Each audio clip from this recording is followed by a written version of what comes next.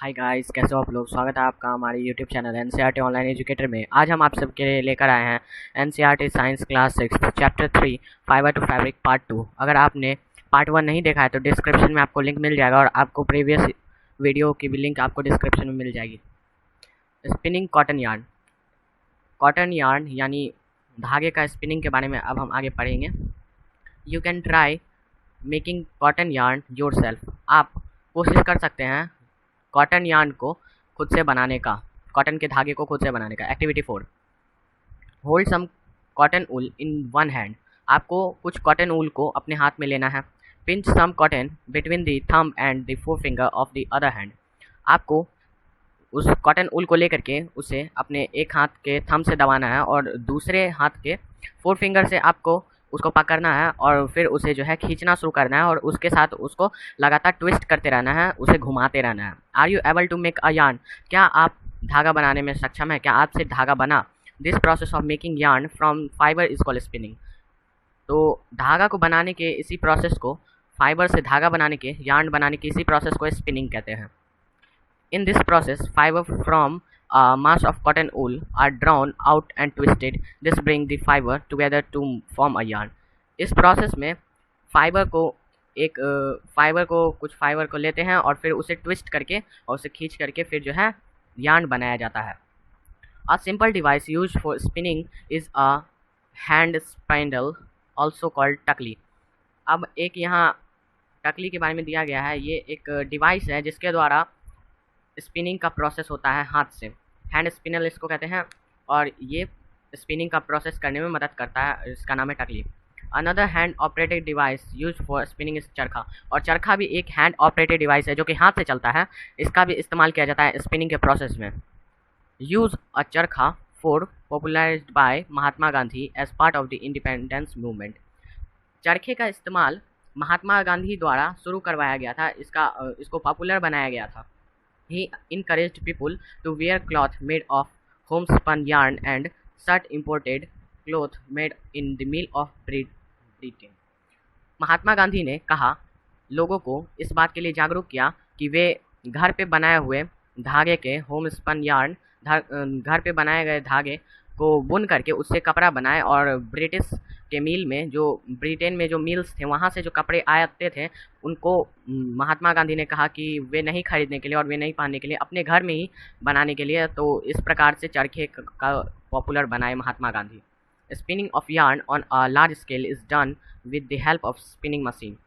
Spinning का process को एक बहुत बड़े पैमाने पर करने के लिए स्पिनिंग मशीन का इस्तेमाल किया जाता है। After spinning yarn are used for making fabric. Spinning के बाद धागे को कपड़े बनाने में काम में लाया जाता है। Yarn to fabric. अब धागे से कपड़े कैसे बनते हैं इसके बारे में हम आगे पढ़ेंगे। There are many ways by which fabrics are made from yarns. बहुत सारे तरीके हैं जिनके द्वारा यार्न से जो है फैब्रिक बनाया जाता है, धागे से कपड़े बनाए जाते हैं। The two main process are weaving and knitting. दो ऐसे प्रोसेस हैं जिनके द्वारा यार्न से फैब्रिक बनाया जाता है, जो है वीविंग और नीटिंग। वीविंग मतलब होता है बुनाई और नीटिंग मतलब भी बुनाई ही होता है, पर दोनों अलग अलग होते हैं। सिर्फ उनका अगर हिंदी कहा जाए तो दोनों का बुनाई ही होता है, पर दोनों को करने के लिए अलग अलग तरीके का इस्तेमाल किया जाता है। अभी हम पहले वीविंग के बारे में पढ़ेंगे। In activity 2 you might have noticed that a fabric is made up of two set of yarn arrange together. आपने एक्टिविटी 2 में पढ़ा था, आपने यह नोटिस किया होगा कि वहाँ पे कपड़े बनाने के लिए दो सेट यार्न का इस्तेमाल किया जाता है। दो सेट मतलब दो धागे का इस्तेमाल किया जाता है कपड़े बनाने के लिए। The process of arranging two set of yarn together to make a fabric is called weaving. जब हम दो सेट ऑफ यार्न लेते हैं, दो धागे का पीस लेते हैं और फिर उसे जब फैब्रिक बनाते हैं तो इस प्रोसेस को वीविंग कहा जाता है। Let us try to weave some paper strips. अब हम कुछ पेपर स्ट्रिप्स को बुनने की कोशिश करेंगे, वीव करने की कोशिश करेंगे। Activity 5, take two sheet of paper of different colour. आपको दो शीट पेपर लेना है अलग अलग कलर के। Cut square pieces of length and with equal to 30 centimetre from each sheet. आपको प्रत्येक सीट को 30 सेंटीमीटर लंबाई और 30 सेंटीमीटर चौड़ाई पे काट देना है। Now fold both of the sheet into half. आपको दोनों सीट को आधा आधा मोड़ देना है। On one sheet draw line as shown in the figure 3.12a। आपको जैसे यहाँ 3.12a फिगर में आपको दिखाया गया है जिस तरीके से, उसी तरीके से आपको दो अलग अलग कलर के सीट्स लेने हैं, पेपर सीट्स, और उसे फिर बीच से फोल्ड कर देना है जैसे कि यहाँ पे दिखाया गया है। And one and on the other as shown in figure 3.12b। और फिर जो है जैसे आपको 3.12b में जैसे दिखाया गया फिर आपको उस तरीके से मोड़ देना है। Cut both the sheet along the dotted line and then unfold. फिर आपको उस डॉटेड लाइन से फिर आपको सीट को काट देना है और फिर उसे अनफोल्ड कर देना है, उसे फिर खोल देना है। Weave this strip one by one through the cut in the sheet of the paper as shown in figure 3.12c। आपको जैसे 3.12c में दिया गया है इस तरीके से फिर आपको एक के ऊपर एक ऐसे करके बुनना है पेपर से। Sew the pattern after weaving all this strip। In a similar manner, two sets of yarn are woven to make a fabric। दो सेट ऑफ यार्न हम लोग दो धागे का इस्तेमाल करते हैं कपड़े बनाने के लिए। The yarn are much thinner than our paper strips. Yarn जो होते हैं वो पेपर के स्ट्रिप्स से काफ़ी पतले होते हैं। Weaving of fabric is done on looms. Looms पे ये हैंडलूम है, इस पे भी यार्न को जो है वीव किया जाता है, उसे बुना जाता है इसके मदद से, लूम्स के मदद से। The looms are either hand operated और पावर ऑपरेटेड। ये लूम्स जो होते हैं ये हैंड ऑपरेटेड भी होते हैं और पावर ऑपरेटेड भी होते हैं। नीटिंग के बारे में अब हम पढ़ेंगे। Have you noticed how sweaters are knitted. आपने घर में अपनी दादी या फिर मम्मी को देखा होगा कि वे स्वेटर कैसे बुनती है, वहाँ वो नीटिंग प्रोसेस का इस्तेमाल करती है। In knitting a single yarn is used to make a piece of fabric. आपने देखा होगा अपनी दादी या फिर मम्मी को कि वे स्वेटर कैसे बुनती हैं। वे एक ही धागे की मदद से दो सुई जैसा बड़ा बड़ा सुई जैसा होता है कांटा, उस पर बिना जाता है, लेकिन वो सिर्फ एक ही धागे की मदद से बुना जाता है। Have you ever pulled the yarn from a torn pair of socks। क्या आपने मोजे के फटे हुए सिरे से आपने किसी एक पेयर को जो है यार्न के किसी एक पेयर को क्या आपने कभी खींचा है। What happens a single yarn get pulled out continuously। क्या आपने ऐसा देखा है कि लगातार एक ही सिंगल यार्न ही खिंचाते रहता है। Socks and many other cloth items are made of knitted fabrics। Socks, मोजे और बहुत सारे ऐसे क्लोथ्स हैं जो कि नीटिंग प्रोसेस के द्वारा बनते हैं। Knitting is done by hand and also on machines. Knitting hand से भी होता है और मशीन से भी होता है। जिस तरह वीविंग हैंड और मशीन दोनों से होता था उसी तरह वीविंग भी हैंड और मशीन दोनों से होता है। Weaving and knitting are use for making different kinds of fabric. Weaving और नीटिंग का उपयोग बहुत तरह के कपड़े बनाने में होता है। This fabric are use for a variety of cloth items. इन कपड़ों का इस्तेमाल बहुत तरह के कपड़े बनाने में किया जाता है। बहुत सारे क्लॉथ के आइटम में इनका इस्तेमाल होता है इन फैब्रिक्स का। 3.6 हिस्ट्री ऑफ क्लॉथिंग मटेरियल। अब ये जो कपड़े हैं इनका हिस्ट्री के बारे में हम पढ़ेंगे कि ये कैसे शुरू हुए थे और उसके बाद इनके साथ क्या क्या हुआ था। Have you ever wondered that materials people used in ancient time for cloth. क्या आप कभी आश्चर्यचकित इस बात से हुए हैं कि पहले के लोग जो होते थे, जो पहले के ज़माने में जो रहते थे, वे किस टाइप के क्लॉथ्स पहनते थे। It appear that in those time people used the bark of big leaves और ट्रीज और animal skin and fur to cover themselves. पहले के समय में लोग अपने शरीर को ढकने के लिए बड़े पत्ते, पेड़ के छाल और एनिमल स्किन और फर का इस्तेमाल किया करते थे ताकि वे अपने शरीर को ढक सके। After people began to settle in agriculture community they learn to weave twigs and grass into mats and baskets.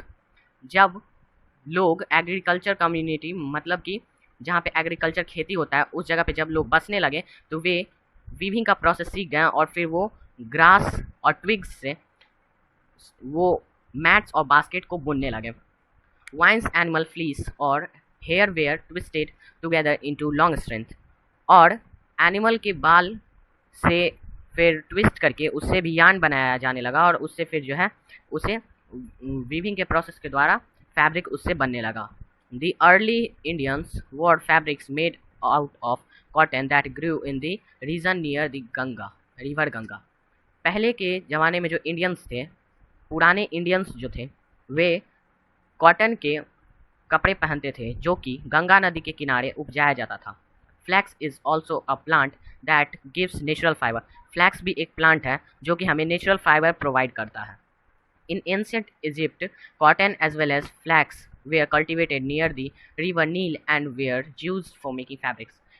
पहले के ज़माने में इजिप्ट में कॉटन और फ्लैक्स दोनों की खेती होती थी नील नदी के किनारे और इसके द्वारा वहाँ कपड़ा बनाया जाता था। In those days stitching was not noun. उस समय में स्टिचिंग नहीं पता था लोगों को, सिलाई के बारे में लोगों को उस समय में नहीं पता था। People simply draped the fabric around different part of their body. People, उस समय के लोग, सिंपल सा बस जो वो लोग कपड़े बनाते थे उसे अपने शरीर में किसी तरह बस लपेट लेते थे। Many different ways of draping fabrics were used. बहुत तरह के लपेटने के तरीके का इस्तेमाल उस समय में किया जाता था। With the invention of swing needle, जैसे ही नीडल सुई का आविष्कार हुआ, सिलाई मशीन में जो सुई लगता है उसका जब आविष्कार हुआ, people started stitching fabrics to make cloth. तब लोग सिलाई करने लगे और कपड़े को सिलने लगे। Stitched cloth have gone through many variation since this invention. Stitching cloth, cloth को सिलने का जो ये प्रोसेस है, ये इसका इन्वेंशन बहुत दिन के बाद भी ज़्यादा कुछ चेंजेस नहीं आया। But is it not amazing that even today sari, dhoti, lungi and turban is used as an unstitched piece of fabric. क्या आप यह देखकर आश्चर्यचकित नहीं होते हैं कि आज भी कुछ ऐसे कपड़े हैं जैसे साड़ी, धोती, लुंगी, टर्बन, ये सब आज भी ऐसे कपड़े हैं जो कि बिना सिले हुए पहने जाते हैं। Just as there is a large variety in the food eaten all over our country. अब इतने सारे वेराइटी के जो है हमारे देश में फूड खाए जाते हैं। A large variety exist also in fabrics and clothing item. जिस तरीके से हमारे देश में इतने तरह के फूड खाए जाते हैं, उसी तरह हमारे देश में बहुत सारे तरीके के फैब्रिक्स और क्लॉथिंग आइटम्स जो कि पहने जाते हैं वे भी एग्जिस्ट।